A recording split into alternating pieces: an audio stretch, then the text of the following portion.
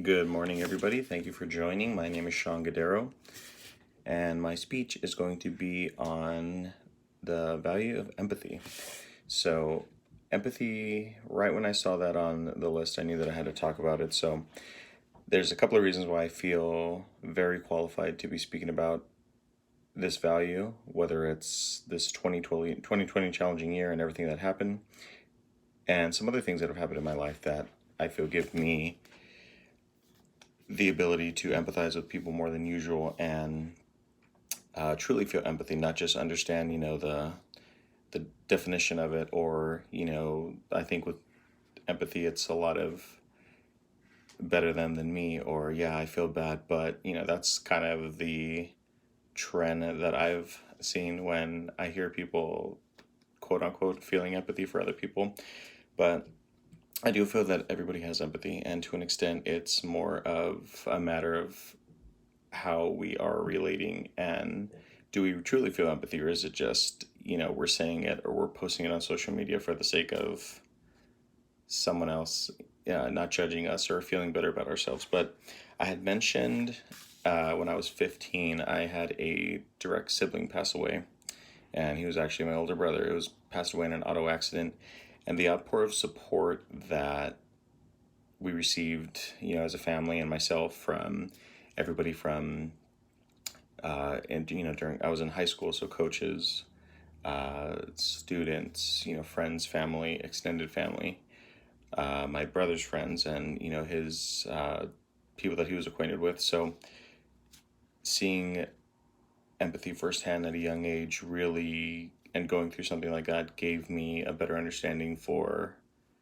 truly how people feel, and not just oh, I feel bad, or is there something I could do. It's seeing empathy firsthand, that's kind of changed the course of my life forever, and how I feel towards how I truly feel, as far as trying to experience what someone's going through, and kind of trying to express that I'm there for them, or that I can help them in any which way.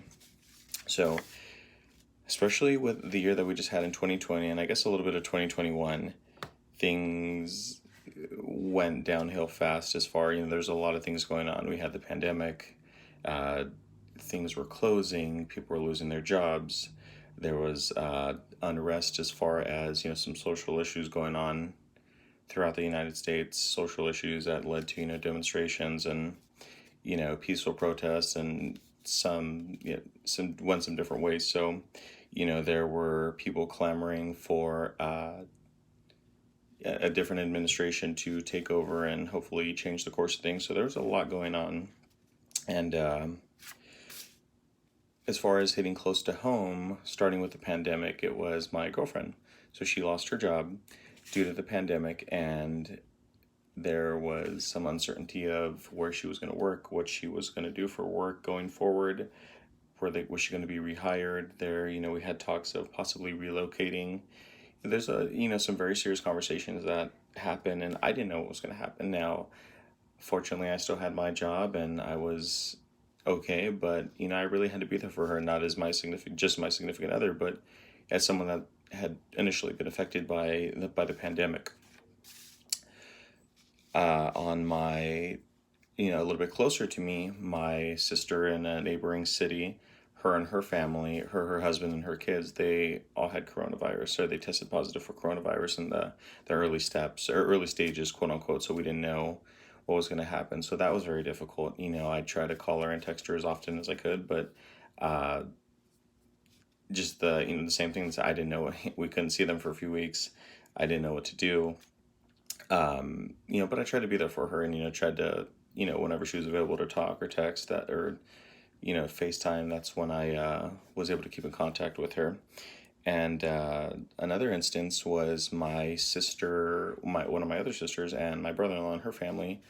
Their jobs, or their position at their jobs, were cut, and they had a major lifestyle change, so they had to move out of their house and their home and relocate to my mom's house. So seeing that change firsthand and what happened, that was very eye-opening. So after seeing both my sisters be affected and their family, my mom's household, a few months after, later in 2020, they actually had coronavirus. So I was obviously concerned with my mom and my family members. I didn't know what was going to happen to them. Fortunately, everything was okay, but it's just the fact that, the unknown and uncertainty and, you know, not really a cure, quote unquote, but I did try to empathize as much as I could. I tried to, have Amazon deliver stuff for them. I had to order them groceries and food and whatnot, just kind of be there as much as I could, although I didn't see them for close to a little over 2 weeks, but I tried to do as much as I could.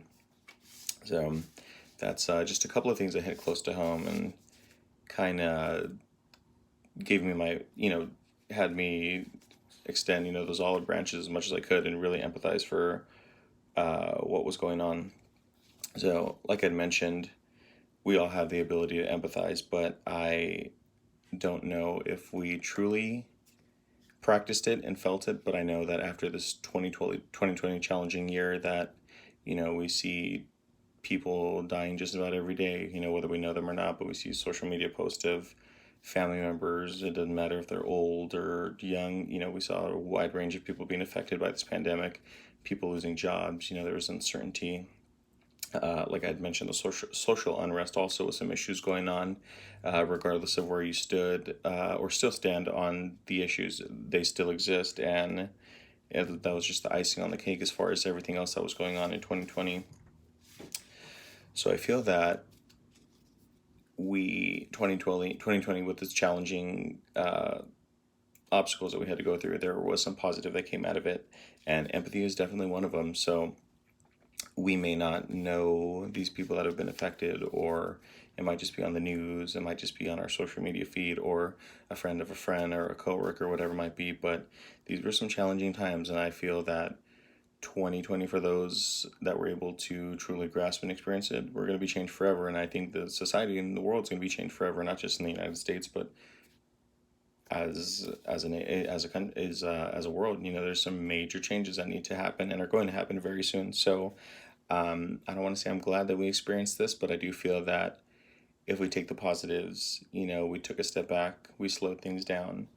Like I said, empathy, just reaching back to empathy. That's something that although I felt I empathized with most people, it's something that I definitely had to work on and practice, because there was a lot going on. Like I said, not only, fortunately, not with me directly, but a lot of friends, family, significant other, coworkers. There was a lot going on. So empathy is something that, like I said, I'd been changed forever from my experience as a youth, and definitely after experiencing what we did in 2020, I feel that we all practice empathy, and it wasn't just better them than me, or well, I don't have it, nothing's happening to me.